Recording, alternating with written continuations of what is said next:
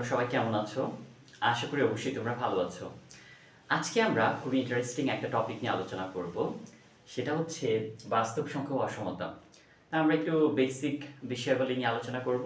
দেখো তোমরা, আমি কিন্তু বোর্ডে সেই টপিকটা লিখে রেখেছি।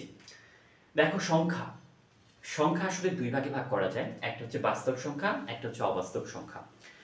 তো আমরা কিন্তু অবাস্তব সংখ্যা, জটিল সংখ্যা অধ্যায় পড়ে আসছি খুব সুন্দর করে। তো আজকে আমি জটিল সংখ্যা বা অবাস্তব সংখ্যা ওদিকে যাবই না। আজকে আমরা বাস্তব সংখ্যা নিয়ে আলোচনা করব। তো তুমি বাস্তব সংখ্যাটা দেখো, দুই ভাগে ভাগ করতেছে।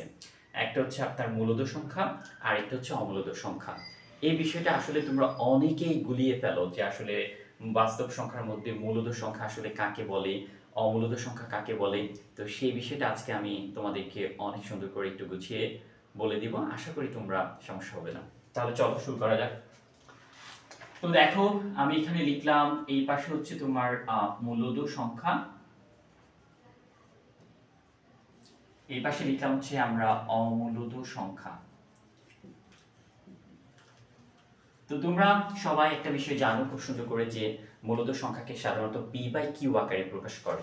তো আমরা লিখলাম যে এটাকে পি বাই কিউ আকারে প্রকাশ করা যায়। আবার প্রকাশ করা যায় এটাকে পূর্ণ সংখ্যা আকারে প্রকাশ করা যায়। পূর্ণ সংখ্যা আকারে প্রকাশ করা যায়। সসীম দশমিক সংখ্যা আকারে প্রকাশ করা যায়।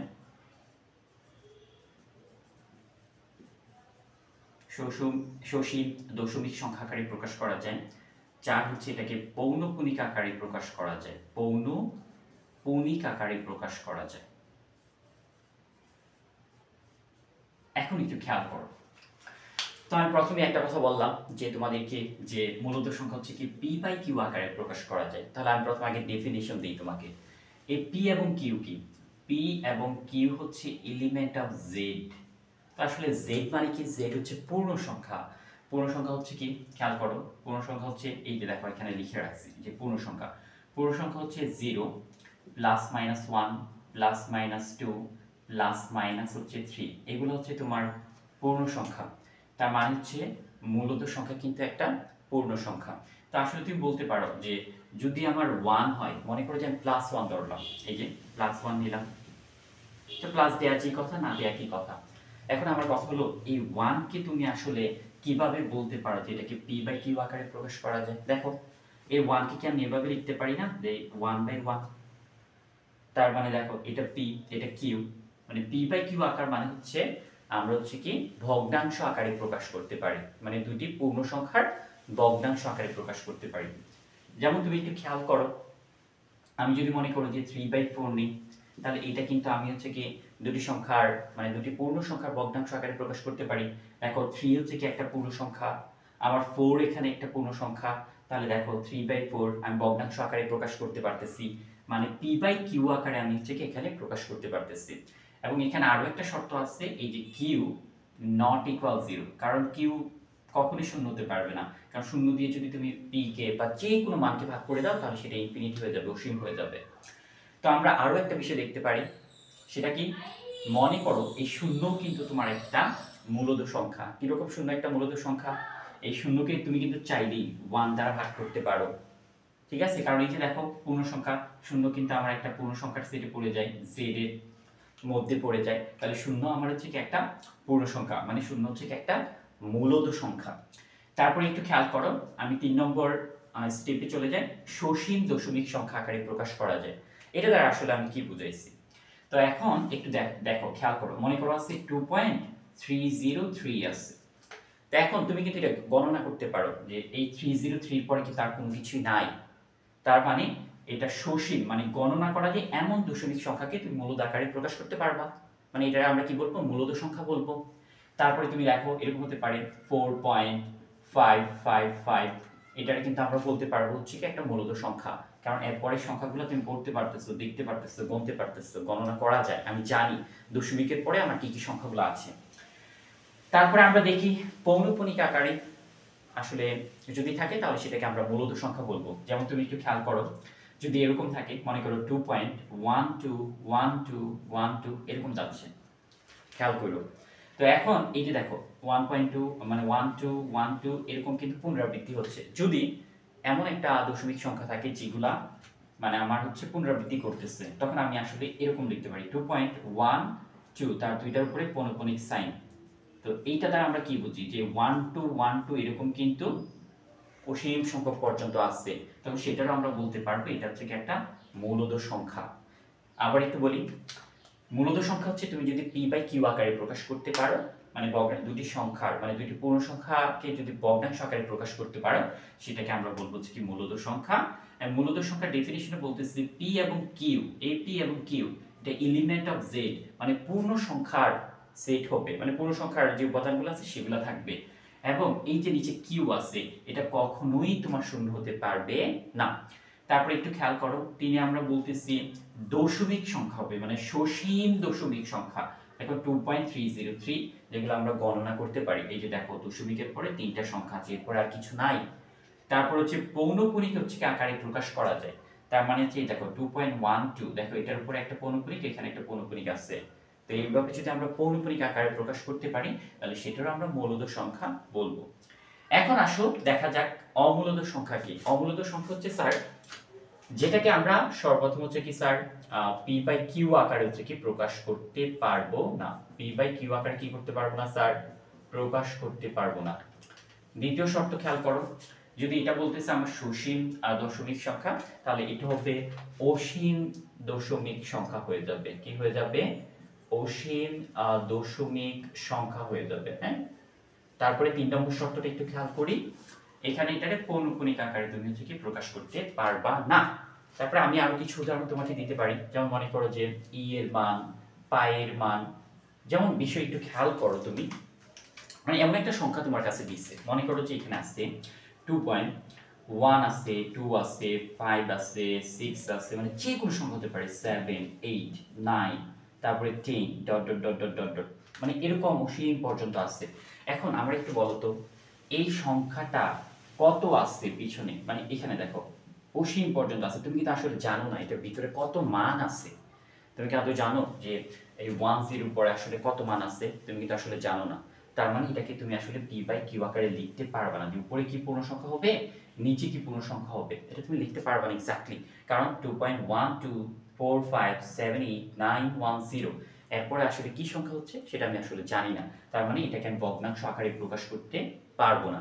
এবং এটা হচ্ছে অসীম দশমিক সংখ্যা, এই যে দেখো দশমিক সংখ্যা এবং এটা অসীম পর্যন্ত যাচ্ছে, আমি জানি না এটা ইনফিনিটি পর্যন্ত যাবে। এবং ই এর মানও এরকম, তুমি আসলে এই যে এরকম পৌনঃপুনিক আকারে লেখা যায় না যে 1 2, মানে পুনরাবৃত্তি করতেছে না। হ্যাঁ, 3টা করে হতে পারে, 2টা করে হতে পারে, 4টা, কিন্তু আসলে পুনরাবৃত্তি হচ্ছে না। যেমন পাই 3.14 16, তারপরে 15 এরকম ডট ডট 7 8 9 10, আসলে ক্রমানুসারে যাচ্ছে না, মানে পুনরাবৃত্তি আকারে যাচ্ছে না, তখন আসলে আমি এটাকে বলবো হচ্ছে যে অমূলদ সংখ্যা আসলে অসীম দশমিক সংখ্যা হয়, এবং এটাকে পি বাই কিউ আকারে প্রকাশ করা যায় না। আর আমাদের মূলত সংখ্যা হচ্ছে এটাকে পি বাই কিউ আকারে প্রকাশ করা যায়, মানে দুটি পূর্ণ সংখ্যার ভগ্নাংশ আকারে প্রকাশ করা যায়, এবং এটা আসলে হচ্ছে পূর্ণ সংখ্যা হবে। এবং সসীম দশমিক সংখ্যা হবে। সসীম দশমিক সংখ্যা মানে যদি দশমিকের পরে যে সংখ্যাগুলো আছে তুমি আসলে গণনা করতে পারবা, জানবা, আসলে জানা যায়। আর পৌনঃপুনিক আকারে মানে যেমন 2.12, যেমন পৌনঃপুনিক বিষয়টা আমি আরেকটা ব্যাখ্যা দিতে পারি, মনে করো যে 4.144, আবার আছে 144 ডট ডট ডট ডট। দেখো তিনটা সংখ্যা কিন্তু তোমার পুনরাবৃত্তি আকারে যাচ্ছে, পুনরাবৃত্তি হচ্ছে, তার মানে তুমি চাইলে এটা এরকম লিখতে পারবা 4.144। দেখো তুমি পৌনঃপুনিক আকারে কিন্তু এটাকে আসলে লেখা যাবে। তো তুমি যদি পৌনঃপুনিক আকারে লিখতে পারো তাহলে কিন্তু আসলে এটার আমরা মূলদ সংখ্যা বলবো। আর অমূলদ সংখ্যা হচ্ছে, আবার একটু তোমাকে দেখাই দেই, মনে করো যে এরকম একটা মান নিলাম 4.1792345 ডট ডট ডট ডট। দেখো এখানে কিন্তু কোনো পুনরাবৃত্তি নাই, কোনো পুনরাবৃত্তি নাই, 2টা বা 3টা করে কোনো পুনরাবৃত্তি নাই। এন্ড আমি 5 এর পর আর জানি না সংখ্যাগুলো কি হবে, দ্যাটস এটাকে পি বাই কিউ আকারে প্রকাশ করা যাবে না, এটার অসীম দশমিক সংখ্যা আকারে প্রকাশ করা যায়, কারণ অসীম দশমিক সংখ্যা আকারেই থাকবে এটা। যেমন ই এর মান, পায়ের মান, এসব কনস্ট্যান্ট মানগুলো হচ্ছে সাধারণত অমূলদ হয়। এছাড়াও আমি তোমাকে আরো একটা উদাহরণ দিতে পারি, যেমন √2, এটা তোমার একটা হচ্ছে কি অমূলদ সংখ্যা, √3 একটা অমূলদ সংখ্যা, √5 একটা অমূলদ সংখ্যা, এখন তোমাকে আমি আরেকটা কথা বলে দিই, যেমন ক্যালকুলেটারে বসালে দেখবা 1.41 সামথিং এরকম হতেই আছে, অসীম পর্যন্ত যাবে, কিন্তু কোনো পুনরাবৃত্তি নাই। 3 এর ক্ষেত্রে সেম, 5 এর ক্ষেত্রে সেম। কিন্তু তুমি √4 কিন্তু আমার একটা মূলদ সংখ্যা হবে, কারণ √4 এর তুমি যদি এটা বর্গমূল করো পাবা হচ্ছে তুমি 2। এখন 2 কে তো তুমি আসলে পূর্ণ সংখ্যা, এটা একটা, তো পূর্ণ সংখ্যাকে তো অবশ্যই p/q আকারে প্রকাশ করা যায়। 2 দ্যাট মিন্স কি 2 ডিভাইডেড বাই 1, তাই না? 1 এর 2 দ্বারা যদি 2 এর মধ্যে ভাগ করো তাহলে তো তুমি 2 ই পেয়ে যাবা। আর এটা একটা পূর্ণ সংখ্যা, এটা একটা পূর্ণ সংখ্যা যাকে p এবং q আকারে প্রকাশ করা যায়।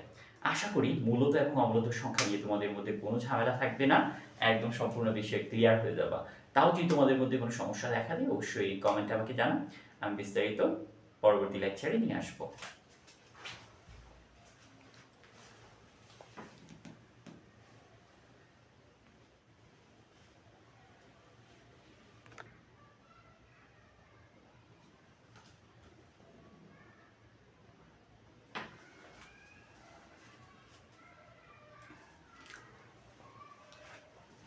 এখন আমরা খুব গুরুত্বপূর্ণ আরেকটা টপিক নিয়ে আলোচনা করব, সেটা হচ্ছে বিভিন্ন সংখ্যার সেট।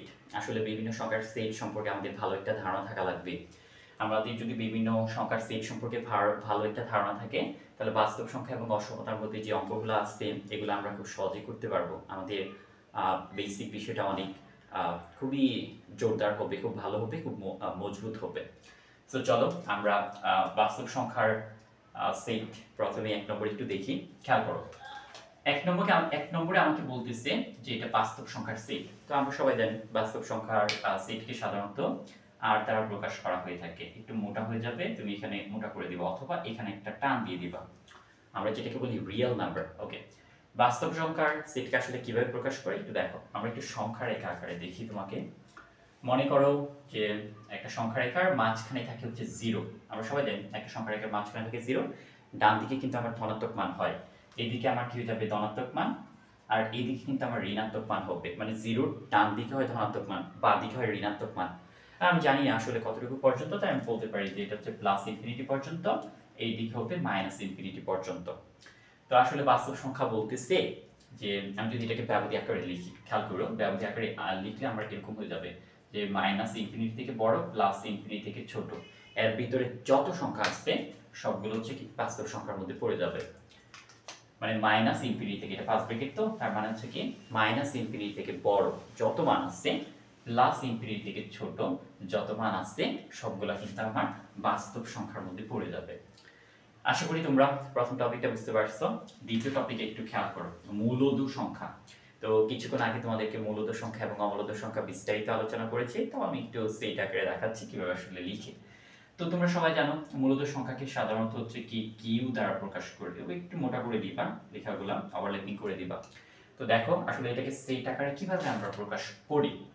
তো সেট আকারে যদি আমরা প্রকাশ করি, সাধারণত আমরা জানি এটাকে p/q আকারে প্রকাশ করা যায়। কি আকারে প্রকাশ করা যায় স্যার? p/q আকারে প্রকাশ করা যায়, যেখানে p এবং q হচ্ছে, দেখেন p এবং হচ্ছে কি q এলিমেন্ট অফ হচ্ছে কি z, মানে হচ্ছে কি এটা পূর্ণ সংখ্যার সেট হয়ে যাবে। আবার একটু বলি যে এখানে আছে q হচ্ছে কি আমার হচ্ছে মূলদ সংখ্যা, যেখানে আমি বলতে পারি এটাকে p/q আকারে প্রকাশ করা যায়, এবং p এবং q এলিমেন্ট অফ z, এটা হচ্ছে কি আমার পূর্ণ সংখ্যার সেট হয়ে যাবে, মানে পূর্ণ সংখ্যার উপাদানগুলো হয়ে যাবে। এবং যেখানে হচ্ছে কি q নট ইকুয়াল হচ্ছে কি 0, মানে q এর যে উপাদানটা আছে এটা শূন্য হতে পারবে না। যদি এটা শূন্য হয়ে যায় তাহলে তার আবার পূর্ণ সংখ্যা আকারে থাকে না। তারপরে একটু খেয়াল করো তুমি অমূলদ সংখ্যা। তো অমূলদ সংখ্যাকে আমরা আসলে কিভাবে ডিফাইন করতে পারি? তো আমরা জানি যে দেখো বাস্তব সংখ্যা হচ্ছে কি মূলদ সংখ্যা এবং হচ্ছে অমূলদ সংখ্যা। তো আমি যদি আসলে অমূলদ সংখ্যাটা তোমাকে ডিফাইন করতে চাই, হ্যাঁ, তাহলে বাস্তব সংখ্যা থেকে যদি আমি মানে মূলদ সংখ্যা বিয়োগ করে দিই, তাহলেই তো অমূলদ সংখ্যা পাবো। মানে একটা থেকে, মানে টোটাল সংখ্যা থেকে, মানে সম্পূর্ণ সংখ্যা থেকে যদি একটা পার্ট বিয়োগ করে দাও আরেকটা পার্ট পাবা সেম। অমূলদ বিষয়টা হচ্ছে, খেয়াল করেন, অমূলদ সংখ্যাটাকে সাধারণত কিউ প্রাইম দ্বারা প্রকাশ করা হয়ে থাকে বা Q to the power C দ্বারা প্রকাশ করা হয়। তো আমি এটার সেটকে এইভাবে আসলে লিখতে পারবো, খেয়াল করেন, যে অমূলদ সংখ্যাটা হচ্ছে আমি যদি রিয়েল নাম্বার থেকে আমি যদি তোমার মূলদ সংখ্যা কিউটা বিয়োগ করে দেই, তাহলে আমি আসলে কি পাবো? খেয়াল করে কিউ প্রাইম পাবো। কি পেয়ে যাব আমরা? কিউ প্রাইম পেয়ে যাব। ওকে, কি পেয়ে যাব কিউ প্রাইম। কিউ প্রাইম মানে আমি এখানে তোমাকে বোঝাতে চাচ্ছি যে এটা একটা অমূলদ সংখ্যা। আবার বলি, যদি মানে সম্পূর্ণ সংখ্যা থেকে একটা মানে মূলদ সংখ্যা বের করে দিই তাহলে অমূলদ সংখ্যা পেয়ে যাব। তারপরে তোমরা একটু খেয়াল করো সকল পূর্ণ সংখ্যা। তো সকল পূর্ণ সংখ্যা সাধারণত হচ্ছে কি, এই যে মাত্র বলে আসলাম জেড মানে পূর্ণ সংখ্যা। তো সকল পূর্ণ সংখ্যাকে সাধারণত জেড দ্বারা প্রকাশ করে অথবা আই দ্বারা প্রকাশ করে, ইন্টিজার নাম্বার মানে পূর্ণ সংখ্যা। তো এটাকে আসলে আমরা কিভাবে প্রকাশ করতে পারি খেয়াল করো, এটাকে সাধারণত এভাবে প্রকাশ করা হয়ে থাকে 0, plus minus 1 plus minus 2 plus minus 3 dot dot dot dot মানে ইনফিনিটি পর্যন্ত যাবে। মানে সকল পূর্ণ সংখ্যা শূন্য, সে প্লাস 1 হতে পারে, মাইনাস 1 হতে পারে, প্লাস 2 হতে পারে, মাইনাস 2 হতে পারে, এরকম ইনফিনিটি পর্যন্ত মানে চলতে থাকবে। আচ্ছা, স্বাভাবিক সংখ্যা একটু ভালো করে খেয়াল করো। স্বাভাবিক সংখ্যার সেট সাধারণত এটাকে আমরা যেটা বলি নেচারাল নাম্বার মানে পূর্ণ সংখ্যা আর কি। হ্যাঁ, নেচারাল নাম্বার হচ্ছে কি আমার স্বাভাবিক সংখ্যা, সরি নেচারাল নাম্বার হচ্ছে কি স্বাভাবিক সংখ্যা, আর সকল পূর্ণ সংখ্যা হচ্ছে কি জেড দ্বারা প্রকাশ করা হয় এবং হচ্ছে কি আই দ্বারা প্রকাশ করা হয়ে থাকে। তো স্বাভাবিক সংখ্যার সেট হচ্ছে কি আসলে এরকম, একটু খেয়াল করেন। স্বাভাবিক সংখ্যার সেট হচ্ছে 1, তারপরে 2, তারপরে 3, তারপরে 4 ডট ডট ডট এরকম ইনফিনিটি পর্যন্ত যাবে। আর অঋণাত্মক সংখ্যার সেটটা আসলে কি? অঋণাত্মক মানে কি? ঋণাত্মক না। তো ঋণাত্মক না হলে সে কি হবে? ধনাত্মক। তো ধনাত্মক আসলে কি হয়ে যায়? 1 হয়, 2 হয়, 3 হয়, 4 হয় ডট ডট এরকম দেখো ইনফিনিটি পর্যন্ত যাবে, অসীম পর্যন্ত যাবে। এখন কথা হলো, তুমি আমাকে বলতে পারো যে স্যার তাহলে এই স্বাভাবিক সংখ্যা এবং অঋণাত্মকের মধ্যে পার্থক্য কি? পার্থক্য হচ্ছে এই অঋণাত্মকের মধ্যে একটা শূন্য হবে অতিরিক্ত, আর স্বাভাবিক সংখ্যার মধ্যে শূন্য হবে না। তো চলো আমরা আবার একটু আমি রিপিট করে দিই।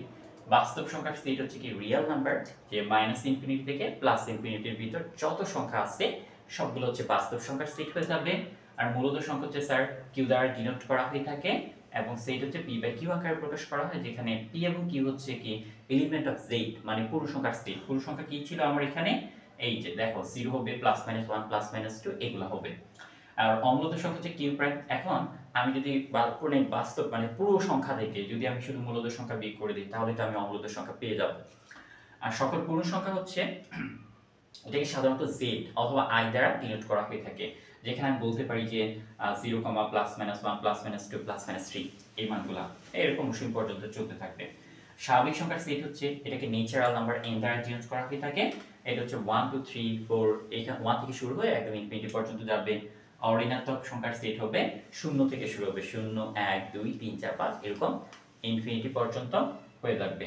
আশা করি তোমরা এই সকল সংখ্যার সেটগুলো একটু ভালো করে মনে রাখবা, তাহলে আমাদের বেসিকটা একটু স্ট্রং হবে এবং অঙ্ক করার ক্ষেত্রে মানে তুমি অঙ্ক পারবা ঠিকই, বাট বেসিক জিনিসটা জানা থাকলে তোমার কাছে অনেক ভালো লাগবে। হ্যাঁ, তোমার কাছে মনে হবে যে তুমি আসলেই কিছু একটা জানো। তো এরকম যদি তোমার কোনো সমস্যা থাকে আমাকে অবশ্যই কমেন্টে জানাবা, আমি তোমাকে পরবর্তী ভিডিও বা আমি কমেন্টে অবশ্যই তোমাদের রিপ্লাই দেওয়ার চেষ্টা করব।